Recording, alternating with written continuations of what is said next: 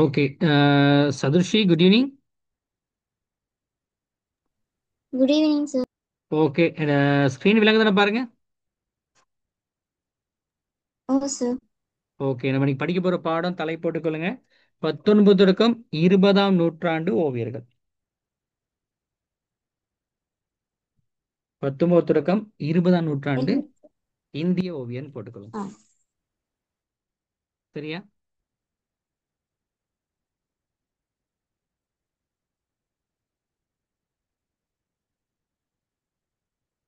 Okay. Hello. விளங்குது sir. போட்டிங்களா?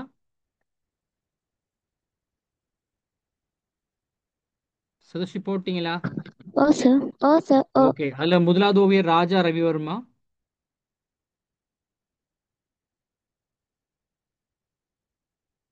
ராஜா ரவிவர்மா.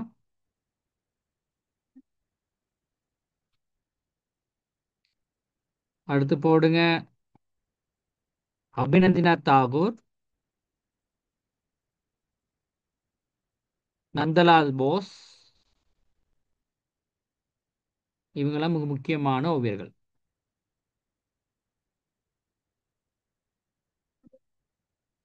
இந்திய கலை இயக்கம் ஓவியர்கள். இந்திய இந்திய கலை இயக்க ஓவியர்கள் போடுவாங்க. இந்திய கலை இயக்க ஓவியர்கள். அப்படி தலை போட்டாலும் பரவாயில்ல.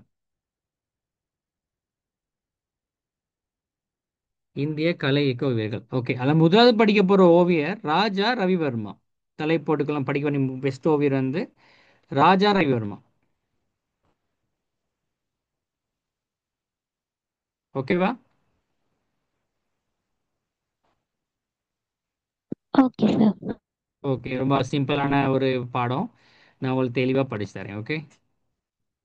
அப்போ இவர் தான் ராஜா ரவிவர்மா. உங்களுக்கு படத்தில் பார்க்கக்கூடியதாக இருக்கும். இவர் வந்து இவர் ஒரு மேட்டுக்குடியை சேர்ந்த ஒரு முக்கியமான ஓவிய கலைஞர். ஒரு தென்னிந்தியாவில் மேட்டுக்குடி ஒரு உயர்குடியை சேர்ந்த ஒரு கலைஞர். அவரோட பிரதான விஷயம், அவரோட ஊடகம்னு போட்டுக்கொள்ளுங்க, தைலவர்ணம். சரியா? தைலவர்ணம். ஊடகம் வந்து தைலவர்ணம், அதாவது ஒயில் பெயிண்ட். ஒயில் பெயிண்டை வச்சு தான் கூடுதல் அவர் ஓவியங்களை வரைஞ்சிருக்கிறாரு. சரியா? மொதல் விஷயம், இவர் 19ஆம் நூற்றாண்டை சேர்ந்த ஒரு ஓவியரை காணப்படுறாரு. அதே நேரத்தில் வந்து இவர் வந்து ஒரு மேட்டுக்குடியை சேர்ந்த ஒரு ஓவியர்.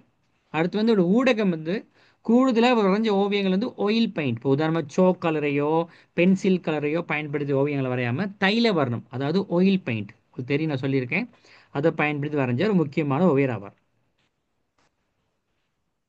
சரியா? இது இவர் எப்படி தன்னோட ஓவிய இப்போ அடுத்து போட்டுக்கொள்ளுங்க. ஆஹ், அறிமுகம் போட்டுக்கொள்ளுங்க. ஓ, அறிமுகம். இவர் எப்படி ஓவியத்துக்குள்ள வராருன்னா, திருவங்கூர் மகாராஜா மாளிகைன்னு ஒன்று இருக்குது. நான் உங்களுக்கு சொல்றேன், காட்டுறேன். சரியா? இன்னைக்கு பாருங்க,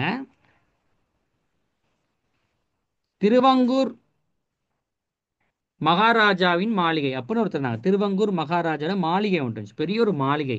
அந்த மாளிகைக்கு ஒரு ஐரோப்பியர் ஒருத்தர் வந்து வந்து போய்கிட்டு இருப்பார். ஒரு ஐரோப்பிய ஓவியர் வந்து வந்து போய்கிட்டு இருப்பார். அவர் கூட இவர் சேர்ந்து சேர்ந்து சேர்ந்து என்ன செய்றாரு, அந்த ஓவியங்களை படிச்சு கொண்டார். அப்படித்தான் ஓவியங்களை வேற கற்றுக்கொண்டார். சரியா? ஓகேவா? புரிஞ்சாமா? Okay sir. ஓகே, எங்க சொல்லுங்க பார்க்கலாம். ராஜா ரவிவர்மா எப்படி ஓவிய பாணியை கற்றுக்கொண்டாரு? திருவாங்கூர் அப்படின்னு ஒரு மாளிகையில ஓ, ஐரோப்பிய ஓவிய கலைஞர் ஒன்று வருவாரு. அவரை பார்த்து இவரு கற்றுக்கொண்டார். ஓகே. அடுத்து அதே சமயத்தில் ஒரு ஐரோப்பிய அகாடமி கோட்பாடுகளை பின்பற்றியவர். ஐரோப்பிய அகாடமி கோட்பாடு, நான் உங்களுக்கு பிறகு நான் அந்த விஷயத்தை படிச்சு தரேன். மனப்பதிவாதம்னு ஒரு பாடத்தை படிப்பிக்கும் போது நான் அந்த ஐரோப்பிய அகாடமி வந்து நான் படிப்பிக்கிறேன். ஓகேவா? ஓகே, அப்போ இவர் ஐரோப்பிய அகாடமிவாத ஓகே பண்பு சார். வைத்து வரைஞ்சிருக்கிறார். ஓகேவா? சரி, நம்ம அடுத்த விஷயத்துக்கு போவோமா? ஆ சார். ஓகே, அடுத்து போடுங்க ஓவிய கருப்பொருள். இந்த ராஜா ரவிவர்மா வரைஞ்ச ஓவியங்கள்ல கருப்பொருள் என்னென்ன கருப்பொருளா வரைஞ்சாரு நம்ம பார்ப்போம். சரியா? சரியாம்மா? Okay test sir. போடுங்க. இந்திய தெய்வங்கள் ஒண்ணு, ரெண்டாவது புராண கதைகள். ஒண்ணு இந்திய தெய்வங்கள், ரெண்டாவது புராண கதைகள்,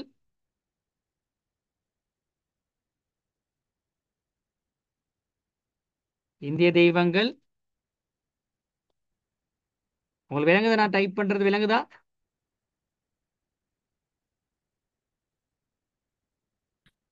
இல்ல சார். ஓகே, புராண கதைகள். அடுத்து இந்திய தெய்வங்கள் தலைப்புல ஓவியங்கள் வரைஞ்சிருக்கிறாரு. அப்போ உருவப்படங்கள். உருவப்படங்கள் போர்ட்ரேட் படங்கள், அதாவது ஒருத்தர் முன்னுக்கு வச்சு அதை பார்த்து வரைகிற படங்கள் போர்ட்ரேட் படங்கள். உருவப்பட ஓவியங்கள் வரைஞ்சிருக்காரு. அடுத்து இந்திய மக்களோட வாழ்க்கை. இந்திய மக்களோட வாழ்க்கை. அடுத்து ஒடுக்கப்பட்ட மக்கள். இந்த மாதிரி ஒரு 6 தலைப்புகள்ல ஓவியத்தை வரைஞ்சிருக்காரு. ஆனா பிரதான தலைப்பு, அவர் வரைஞ்ச ஓவியங்களோட பிரதான தலைப்பு ரெண்டே ரெண்டு தான். ஒன்னு இந்திய தெய்வங்களும், புராண கதைகளும். ஓகே. இவர் வரைஞ்ச ஓவியங்கள கருப்பொருள் போட்டுக்கொள்ளுங்க. Okay sir. சரியா? சரி, அடுத்து போட்டுக்கொள்ளுங்க இவருடைய ஓவியங்கள், ஓ மிக சார். முக்கியமான ஓவியங்கள் போட்டுக்கொள்ளுங்க. ஒண்ணு வந்து சரஸ்வதி என்ற ஓவியமும், இந்திரஜித்தின் வெற்றி ரெண்டாவது ஓவியம். அடுத்து மூணாவது லக்ஷ்மி தெய்வம், சகுந்தலை, நலதமயந்தி. இதெல்லாம் போட்டுக்கொள்ளுங்க. இது வரைஞ்ச முக்கியமான ஓவியங்கள். அப்ப ராஜா ரவிவர்மா ஒரு மேட்டுக்குடியை சேர்ந்த ஒரு ஓவியரை காணப்பட்டிருக்காரு. அவர் வந்து தைலவரம், அதாவது ஆயில் பெயிண்ட், கேன்வாஸ் துணியில ஆயில் பெயிண்ட், தைலவரத்தை பயன்படுத்தி ஓவியங்களை வரையக்கூடிய ஒரு கலைஞராக காணப்பட்டிருக்காரு. திருவாங்கூர் மாளிகை என்ற இடத்துக்கு ஐரோப்பியர் ஒருத்தர் வந்து வந்து போய்கிட்டு இருந்தாரு. அவர் கூட இவர் பழகி ஒரு ஃப்ரெண்ட்ஷிப் வச்சுக்கிட்டு அதனூடாக கலைத்திறமையை வளர்த்து கொண்டாரு. இதனூடாக அந்த ஐரோப்பிய கலைப்பண்புகள் இவருடைய ஓவியங்களில் கூடுதலாக காணப்படுது. அடுத்த விஷயம், ராஜா ரவிவர்மா வரைந்த ஓவியங்களோட கருப்பொருளை பார்க்கும்போது கூடுதலா இந்திய தெய்வங்கள். இந்திய தெய்வங்கள்னா இந்தியாவில் காணக்கூடிய தமிழ் தெய்வங்கள். தென்னிந்தியாவில் தமிழ் தெய்வங்கள் தான் கூடுதலாக இருக்குது. சரஸ்வதி, லக்ஷ்மி, அந்த மாதிரி தெய்வங்கள். அப்போ வரைஞ்ச ஓவியங்களோட கருப்பொருள் வந்து இந்திய தெய்வங்கள் என்ற தலைப்பில் ஓவியங்கள் வரைஞ்சிருக்காரு. ரெண்டாவது புராண கதைகள் தலைப்பில் வரைஞ்சிருக்காரு. அது என்ன புராண கதைகள்? புராண கதைகள்னா இந்த ராமாயணம், மகாபாரதம், அந்த மாதிரி புராணங்கள் இருக்கு தானே, அதுல வர ஏதாவது ஒரு சின்ன ஒரு நிகழ்ச்சியை வரைஞ்சிருக்காரு. அந்த மாதிரிலாம் வரைஞ்சிருக்காரு. அப்ப அவர் வரைஞ்ச மிக முக்கியமான ஓவியங்கள் சொல்ல போனா சரஸ்வதி தெய்வம், லக்ஷ்மி தெய்வம், இந்திரஜத்தின் வெற்றி, சகுந்தலா, நலதமயந்தி. ஓகே. இப்ப நான் ஒரு வினா கேட்க போறேன், கெட்டிக்காரியா இருந்தா பதில் சொல்லுங்க. ராஜா ரவிவர்மா வரைந்த ஓவியங்கள் இரண்டை பெயரிடுக. சரஸ்வதி ஓவியம், இந்திரஜித்தின் வெரி குட், கெட்டிக்காரி கெட்டிக்காரி கெட்டிக்காரி. ஓகே, இப்ப அடுத்த விஷயத்துக்கு போவோமா? Okay sir. ஓகே ஓகே, கெட்டிக்காரி. ஓகே, இந்த ஓவியங்கள்லாம் பாருங்க. இதெல்லாம் அவர் வரைஞ்ச ஓவியங்கள் பாருங்க கொஞ்சம். இதெல்லாம் அவர் வரைஞ்ச மிக முக்கியமான ஓவியங்கள் பாருங்க. அம்சா தமயந்தி, இந்த படம் அது அம்சா தமயந்தி பாருங்க. அன்னத்துடன் தமயந்தி இருக்கிறார். அன்னத்துடன் தமயந்தி பேசுற மாதிரி ஓவியத்தை வரைஞ்சிருக்கிறார். இங்க நீங்க பாருங்க, Jatayu was war with Ravana. Ravanan வந்து ஜடாயோட யுத்தம் பண்ற மாதிரி ஓவியம் தான். ராவணன் ஜடாய் என்ற ஒரு கழுகோட சண்டை போடுறோம். உங்களுக்கு தெரியுமா அந்த ராமாயணத்துல சீதைய ராவணன் கடத்தி கொண்டு வரும்போது அந்த கழுகு உதவிக்கு வரும்போது கழுகு வெட்டுவாரு. ஓ சார். இதுதான், இது புராண கதையில வரக்கூடிய ஒரு நிகழ்ச்சியை ஓவியமா வரைஞ்சிருக்காரு. அதான் ஜடாயு என்ற கழுகோட ராவணன் சண்டை போடுறாரு. இங்க பாருங்க, லேடி கிவிங் ஹார்ம்ஸ். பாருங்க, லேடி கிவிங் ஒரு பிச்சை கொடுக்குற மாதிரி ஓவியம் வரைஞ்சிருக்காரு, ஒரு நிகழ்ச்சி ஒன்று. இங்க பாருங்க, சகுந்தலா. இது வந்து ஒரு சகுந்தலா என்ற ஓவியம், புராண கதைகளுக்கு உதாரணம். இந்த ஓவியத்தை பாருங்க, இது என்னதுமா? இவங்க யாரு? கோட் லக்ஷ்மி. லக்ஷ்மி என்ற தெய்வத்தை வரைஞ்சிருக்காரு. விளங்குதா? ஓ சார். ஹலோ சதுஷி. கேக்குது சார். ஓகே, இதெல்லாம் யாரு? ராஜா ரவிவர்மா வரைஞ்ச ஓவியங்கள். ஓகேவா? கிளியரா? ஓ சார். ஓகே, அடுத்த கேள்வி. ராஜா ரவிவர்மா வரைந்த ஓவியங்கள்ட கருப்பொருள் ரெண்டு தருக. என்ன கருப்பொருள் ஓவியத்தை வரைஞ்சார்? இந்திய தெய்வங்கள், புராண கதைகள். வெரி குட், கெட்டிக்காரி. இப்ப அடுத்த விஷயத்துக்கு போக போறோம். ஹெடிங் போட்டுக்கொள்ளுங்க. இந்த ரவிவர்மா வரைஞ்ச ஓவியங்கள்ல பொதுவான பண்புகள் கேள்வி அதிகமா வரும். அதனால போட்டுக்கொள்ளுங்க. இல்லாட்டி அவட கேள்வி கேட்பாங்க, ராஜா ரவிவர்மா ஓவியங்களின் பொதுவான பண்புகளை சுருக்கமாக ஆராய்க, ஓவியங்களூடாக ஆராய்கள்னா கேள்வி கேட்பாங்க. அதனால நம்ம பார்த்துக்கொள்வோம். இந்த ரவிவர்மாவின் ஓவிய பொது பண்புகள்னு போட்டுக்கொள்ளுங்க.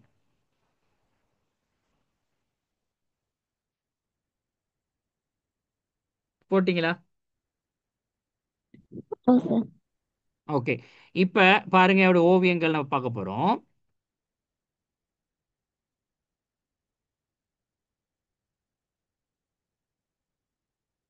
இப்படி ஓவிய பண்புகள் பார்க்க போறோமா? அதுக்கு ஒரு உதாரணமா ஒரு ஓவியத்தை எடுப்போம் நம்ம இன்னைக்கு. சரஸ்வதி என்ற ஓவியத்தை நம்ம எடுப்போம். இது வரைஞ்ச ஓவியம் தான். இந்த ஓவியம் பாருங்க, பின்னுக்கு பாருங்க, இந்த ஓவியத்துக்கு பின்னுக்கு பாருங்க ஒரு வெளிச்சம், ஒரு ஒளி ஒன்று படுது. முன்னால கொஞ்சம் இங்க பாருங்க இருட்டா இருக்குது. இதுதான் ஒளி நிழல். இப்படி ஓவியங்கள் வந்து கூடுதலா ஒளி நிழல் பண்பு பயன்படுத்தப்பட்டுள்ளது. முக்கியமான ஓவிய பண்பு. ரெண்டாவது, இந்த ஓவியத்தை பாருங்க, இது கொஞ்சம் கிளியர் இல்லாம இருக்கு இந்த படம். நான் தெளிவான படத்தை உங்களுக்கு நான் ஷேர் பண்றேன். ரெண்டாவது விஷயம் பாருங்கம்மா, இந்த ஓவியம் வந்து ஒரு 3D ஷேப்ல இருக்கு. ஒரு ரியலான ஒரு சரஸ்வதிமா இருக்கு. ஒரு ரியலான ஒரு மனித உருவத்துக்கு முக்கியத்துவம் கொடுத்திருக்காரு. இப்போ முப்பரிமாணம் வெளிப்படும் வகையில் ஓவியங்கள் வரையப்பட்டுள்ளது. முப்பரிமாணம் விளங்கும் வகையில் ஓவியங்கள் வரையப்படுறது, இது ஒரு முக்கியமான பண்பு.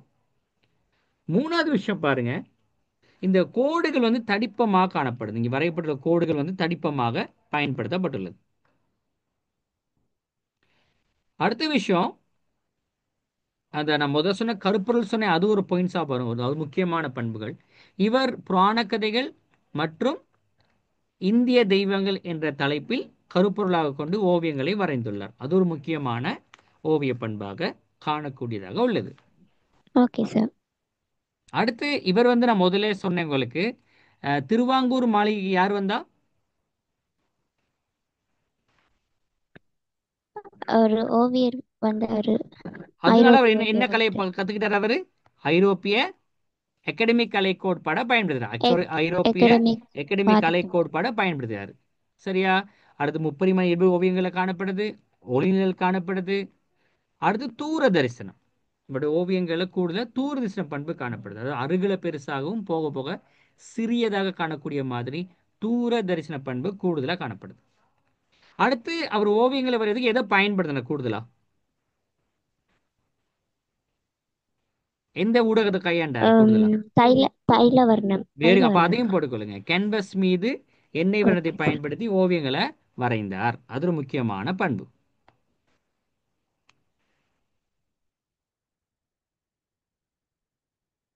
சரியா?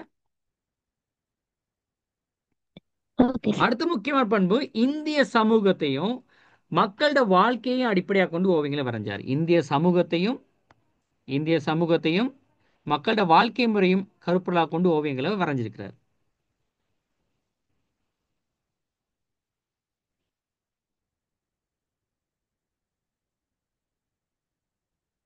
ஓகேவா? Okay sir. ஓகே, இன்னைக்கு வேகமா சொல்லுங்க பார்க்கலாம். ராஜா ரவிவர்மா ஓவியங்களின் பொதுவான பண்புகள். பொது பண்பு வந்து ஒளி நில தூர தரிசனம், ஒளி ஓகே. நிழற்பண்பு, ஓகே. முப்பரிமாண தன்மை, ஓகே. கோடுகள் தடிப்பமாக காணப்படுகிறது. ஓகே. அப்புறம் இதுல கருப்பொருளாக இந்திய தெய்வங்கள், புராண கதைகள் என்பவற்றை வரைஞ்சிருக்காரு. ஓகே. அம், உம், ஐரோப்பிய அகாடமிக் வாத பண்பை பயன்படுத்தியுள்ளார். ஓகே. சரி, சூப்பர். அடுத்த கேன்வஸ் விஷயம், துணி ஓகே, ஓ மீது. காணும் காணும், இது போதும், இது சூப்பர். ஓகே, அடுத்த விஷயம் ஒரு ஓகே. கேள்வி கேட்க போறேன். அடுத்த பாடத்துக்கு போகும் உனக்கு. இவர் வரைந்த மிக முக்கியமான கலை படைப்புகள் இரண்டை பெயரிடுக. ராஜா ரவிவர்மாவின் ஓவிய படைப்புகள் இரண்டின் பெயர்களை குறிப்பிடுக. சரஸ்வதி தெய்வம், இந்திரஜித்தின் வெற்றி. ஓகே, முதல் படிக்க போறது சரஸ்வதி மீது படிக்க போறோம். சரியா? ஓகே. ஓகே. இன்னொரு விஷயம் போட்டுக்கொள்ளுங்க. லித்தோகிராபிக் அச்சுமுறையை அவர் பயன்படுத்திருக்கார். லித்தோகிராபிக் அச்சுமுறையை அவர் பயன்படுத்திருக்கார். அதையும் போட்டுக்கொள்ளுங்க. அது என்னன்னு சொல்லித்தார். இப்போ முதலாவது ஓவியம் படிக்க போறோம், சரஸ்வதி. என்ன படிக்க போறோம்? முதலாவது படிக்க போறது சரஸ்வதி. சரியா? Okay sir. ஓகே. சரஸ்வதி என்ற ஓவியத்தை வரைஞ்சது யாரு?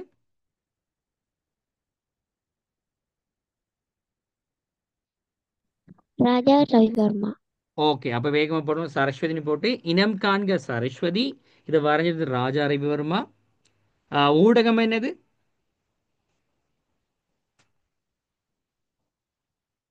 தைலவர்ணம். Very good, very good, very good. Okay, அடுத்து போட்டுக்கொள்ளுங்க அம்மா. அமைப்பு முறை இந்த ஓவியம் எப்படி அமைஞ்சிருக்கு சொல்ல போறோம்.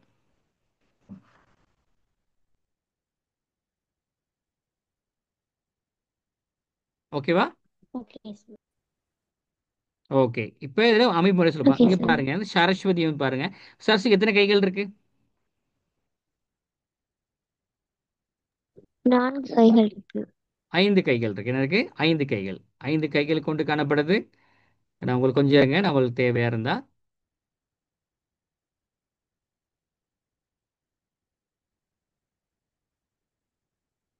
ஓகே, பாருங்க, 4 கைகள் கொண்டு காணப்படுறாங்க.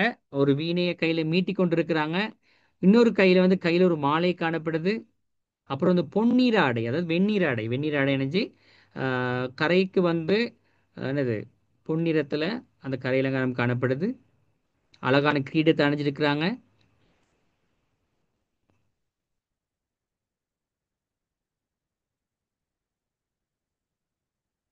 நான் உங்களுக்கு ராஜரவி மாவட்டம் அந்த ஓவியத்தை காட்டுறேன். சரியாம்மா? Okay sir. ஓகே.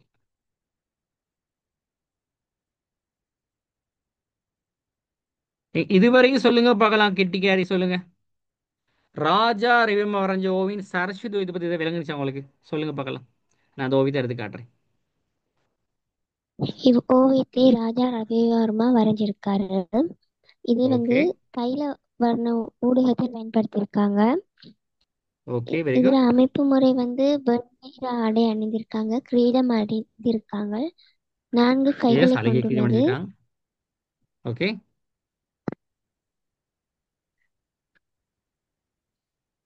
ஓகே, உம், அழகா வினை மீட்டுறாங்க. சரியா? இது வந்து உதட்ட ஐரோப்பிய சின்ன ஒரு அகாடமிக். புன்முறுவல் இருக்கு. உதட்ட சின்ன ஒரு சின்ன சிரிப்பு ஒன்று இருக்குது. அப்புறம் நெற்றியில ஒரு பொட்டு வச்சிருக்காங்க. தடிப்பமான புருவங்கள் இருக்குது. இந்த ஓவியம் வந்து ஒரு உயிரோட்டமான முறையில் காணப்படுது. ஓகே. Okay sir. ஓகே, இவ்வளவு தான் இந்த ஓவியம் தொடர்பான விஷயங்கள். சரியாம்மா?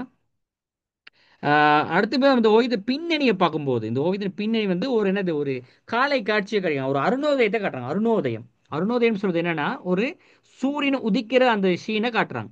சரி, அந்த பின்னணி வந்து அருணோதயத்தை பிரதிபலிக்கிற வகை காணப்படுது.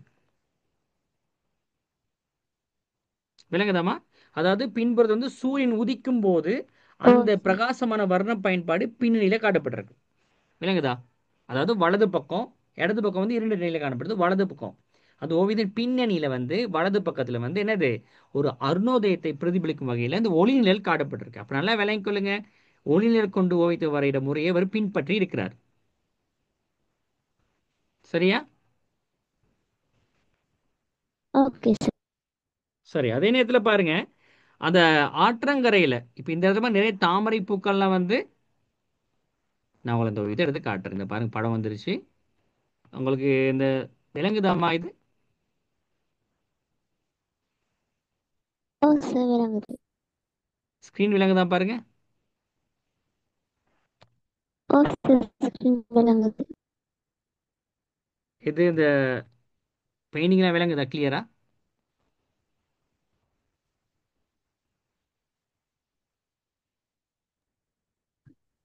ஓ சார், ஓகே, ஓகே, ஓகே. விளங்குது.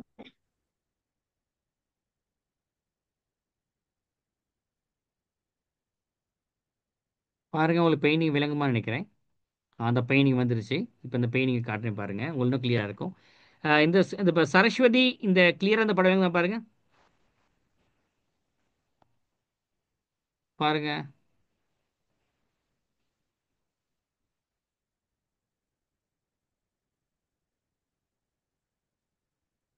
அதாவது சரஸ்வதி அந்த ஓவியத்துக்கு பின்னணியில வந்து செந்நிற தாமரை பூக்கள் இருக்கு.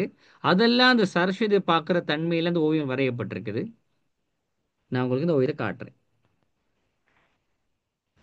இப்போ சரஸ்வதி விலங்கு தான் பாருங்கம்மா. இல்லாட்டி அந்த அந்த மங்கலான படம் தான் விளங்குதா?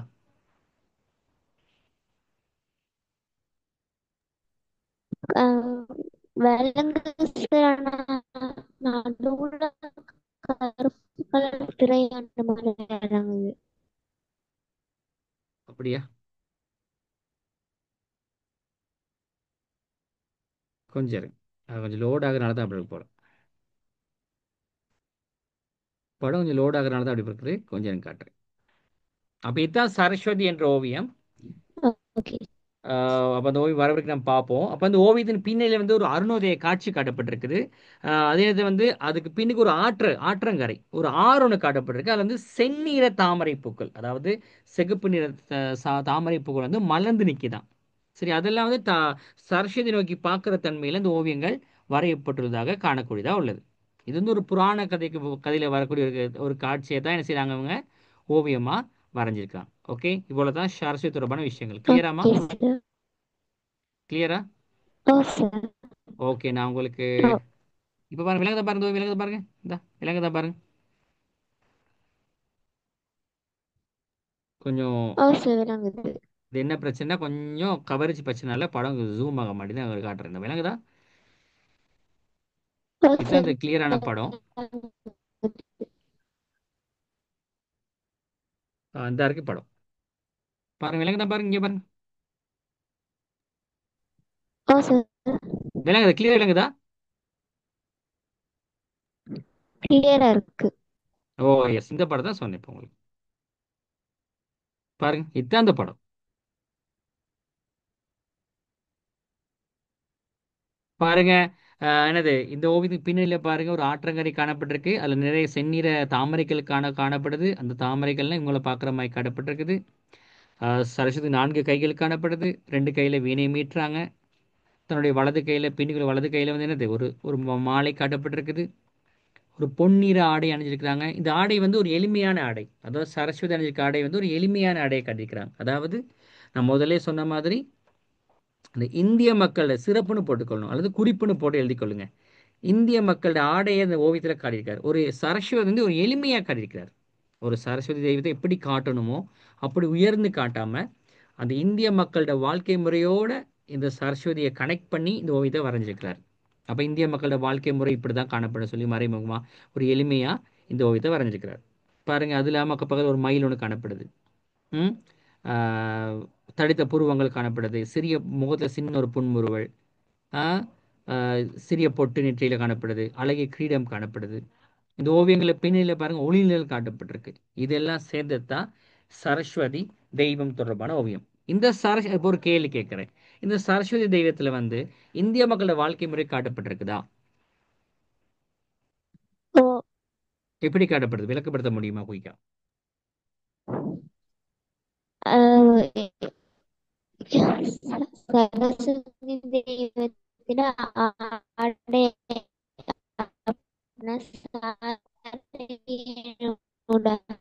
காணப்படுகிறது.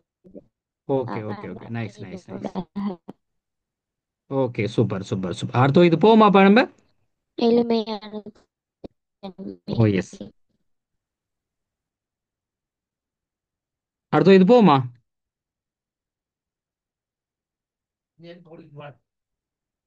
அடுத்து இது சரி போமாமா. சார். ஓகே, அப்ப தலைப்போடுங்க. அடுத்த ஓவியம் வந்து இந்திரஜித்தின் ஓகே வெற்றி. சார். இந்திரஜித்தின் வெற்றி. முதல்ல பார்த்த ஓவியம் என்ன கருப்புல வரையப்பட்டிருக்கு? இந்திய தெய்வங்கள். இது எந்த கருப்புல வரையப்பட்டிருக்குது?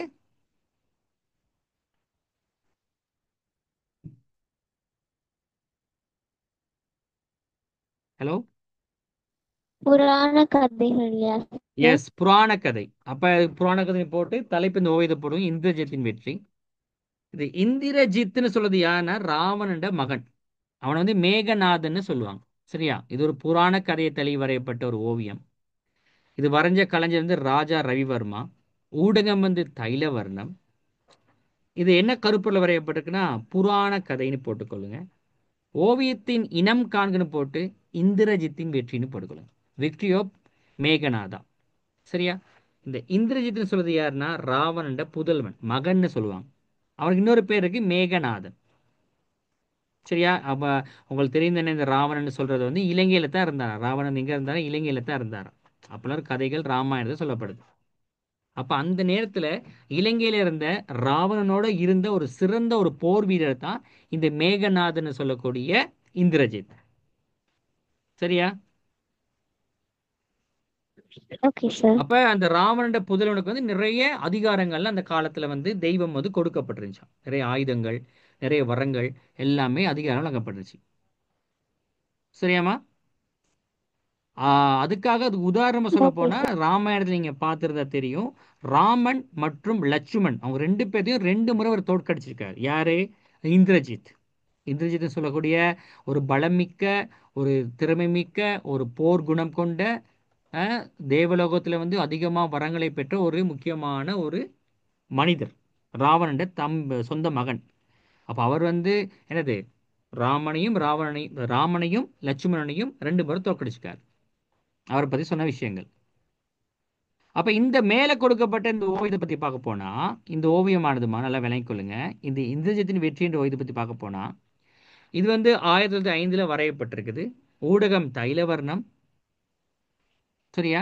இந்த ஓவியத்து முக்கியமான பண்புகள் பத்தி பார்க்க போனா, தூரதர்ஷன பண்பு காட்டப்பட்டிருக்குது. தூரதர்ஷன பண்புனா பாருங்கம்மா, இந்த ஓவியத்துல பாருங்க, முன்னுக்கு இந்த உருவம் பெருசா இருக்குது. போக போக ஒரு உருவம் சின்னதா போகுது.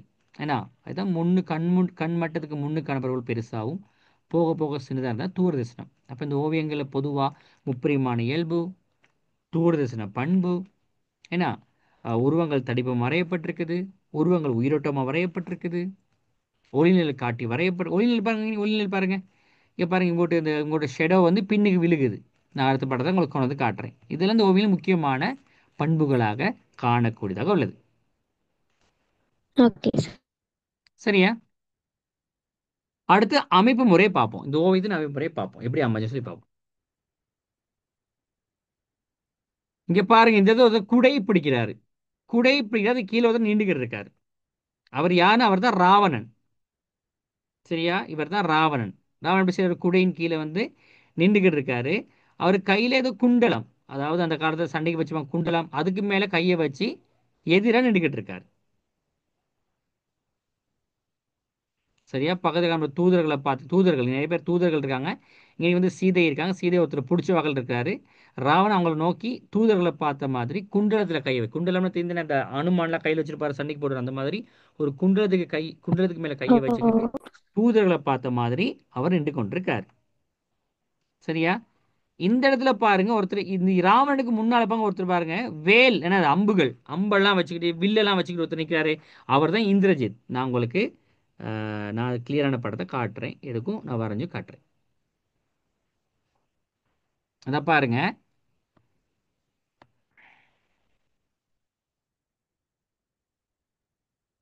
உங்களுக்கு விலங்கூடிதான் இருக்கும் மகள்.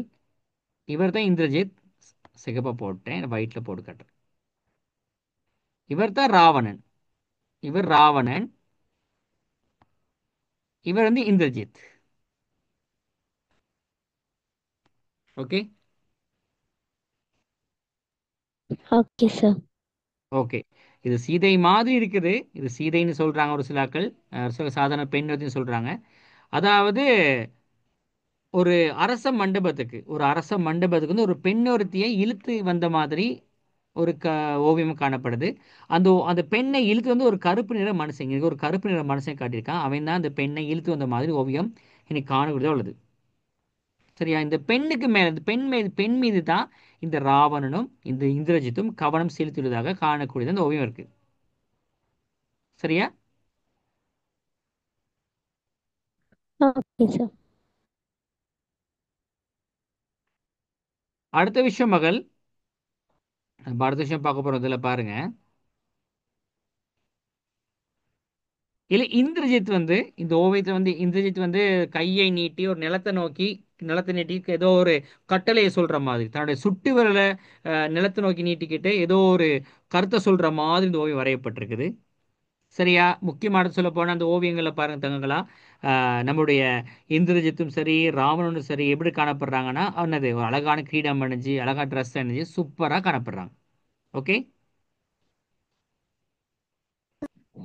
Okay sir. ஓகே. அடுத்த விஷயமா, இந்த ஓவியங்கள்ல இந்த ஓவியங்களில் பாருங்க, பின்னுக்கு வந்து பாருங்க பெரிய ஒரு அரச மாளிகை, பின்னுக்கு பெரிய ஒரு அரச மாளிகை, படிவரிசை, கட்டிடங்கள்லாம் ஒரு சிறந்த நுட்பமுறையில் ஓவியம் வரையப்பட்டிருக்குது. இது ஐரோப்பிய ஸ்டைலில் செய்யப்பட்ட மாதிரி காணப்படுது. இந்த ஓவியங்களுக்கு பின்னில் வந்து பெரிய மாளிகை, பெரிய படிக்கட்டு வரிசை சிறப்பாக காட்டப்பட்டுள்ளது. இது வந்து ஐரோப்பிய அகாடமிவாத அமைப்பில் இந்த ஓவியம் வரையப்பட்டிருக்குது. சரியாம்மா? ஓகே.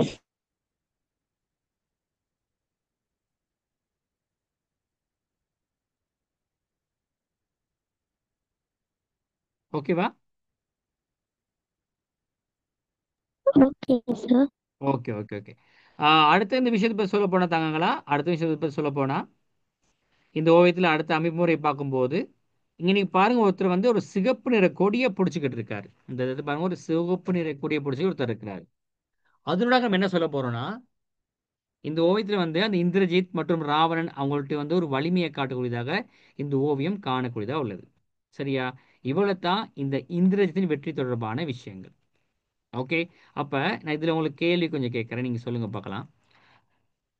ராஜா ரவிவர்மா வரைந்த ஓவிய கலைப்படைப்புகள் இரண்டை பெயரிடுக. இப்படிதான் வினாக்கள் வரும். சொல்லுங்க பார்க்கலாம். சரஸ்வதி ஓவியம், இந்திரஜித்தின் வெற்றி. ஓகே. அடுத்து ராஜா ரவிவர்மா வரைந்த ஓவியங்களின் கருப்பொருள் ரெண்டு தருக.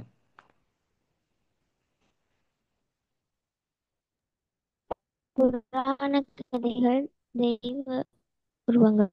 ஓகே. அடுத்த விஷயம் இப்படி கேள்வி வரும். ராஜா ரவிவர்மா ஓவியங்களை குறிப்பிட்டு அவற்றின் ஓவியங்களினூடாக இந்திய கலை பண்புகளை ஆராய்க அப்படின்னு கேட்கும்போது நீங்க அழகா எழுதலாம். அது ரெண்டு ஓவியங்களை குறிப்பிட்டு இந்த ஓவியங்களூடாக எப்படி இந்திய மக்களோட வாழ்க்கை முறையை எடுத்து காட்டுறாங்க. நீங்க எப்படி சொல்லலாம்? அங்குள்ள ஆடை அணிகளை வச்சு சொல்லலாம், அந்த ஓவியங்களோட பின்னணியை வச்சு நம்ம சொல்லலாம். ஏன்னா அடுத்து வந்து ஐரோப்பிய அகாடமிவாத பண்புகள் அடிப்படை வச்சு எழுதலாம். இந்த மாதிரி பல பண்புகள் அடிப்படையாக கொண்டு இந்த வினாக்களுக்கு விடையளிக்கலாம். அப்புறம் நம்ம இன்னைக்கு படிச்ச பாடம் ஓகே ராஜா சார். ரவிவர்மா என்ற ஓவியரின் ஓவியங்களை மதிப்பீடு செஞ்சிருக்கோம். இப்போ உங்களுக்கு கிளியரா புரிஞ்சா? ஓ சார்.